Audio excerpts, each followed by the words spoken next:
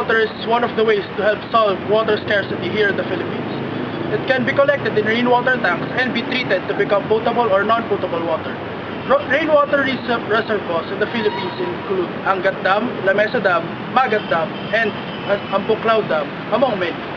But rainwater can also be used for hydroelectric power, and some of these are designed to provide this kind of energy.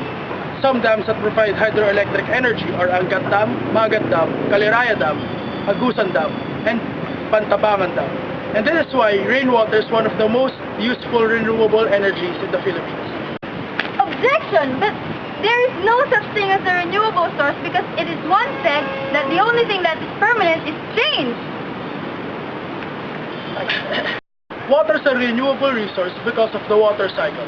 The water cycle is a continuous cycle that goes through 4 processes. The 4 processes of the water cycle is evaporation, condensation, sublimation, and precipitation. Evaporation of water from groundwater resources brings the water vapor upwards for depositing.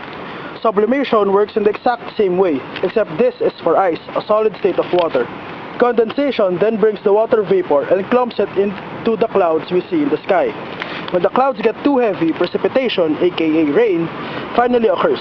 This cycle never ends as long as there is an ample supply of water from the oceans, rivers, and other natural reservoirs. One of the methods by which we can use water as a resource is rainwater harvesting. It is the accumulation and storing of rainwater. However, unlike dams, it is typically done by collecting rainwater using the roofs of buildings. Then it is either used for the building's purposes, or they may be cleaned and filtered to become potable water. Objection! That technology is only for the first world countries. What about the Philippines? What? Actually, it is feasible in the Philippines, and it's actually applied already. An example of which is the Rizal Line.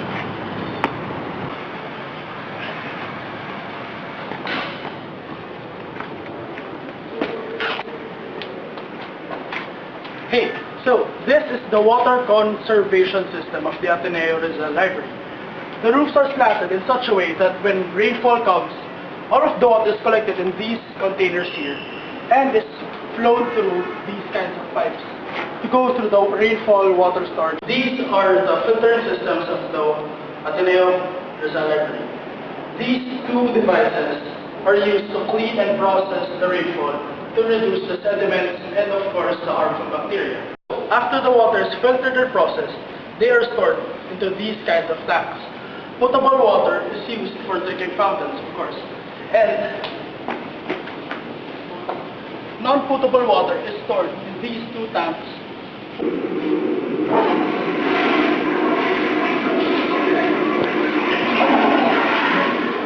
Non-potable water is also used to flush all of the toilets in the whole Rizal Library building. So that's rainwater harvesting for the Ateneo de Manila. However, some people might say that rainwater harvesting is such an impractical thing when it comes to a much wider scale. For example, using rainwater harvesting in the Metro Manila area. However, the DNR has already refuted this kind of statement. They've said that if we have rainwater harvesting systems in all of the buildings in Metro Manila, then the Philippines could save up to 33 million liters of water per day. Also, rainwater harvesting systems can help the sewage systems of the Metro Manila area. We all know that Metro Manila is notorious for flooding, especially during the typhoon season.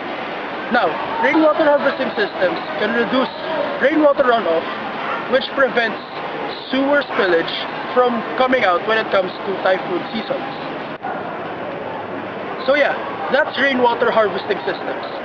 One of the most useful and most cost-friendly technologies that can help the Philippines not only in just our water problems, but even in our trash problems and in our sewage problems. Now, how's that for efficiency?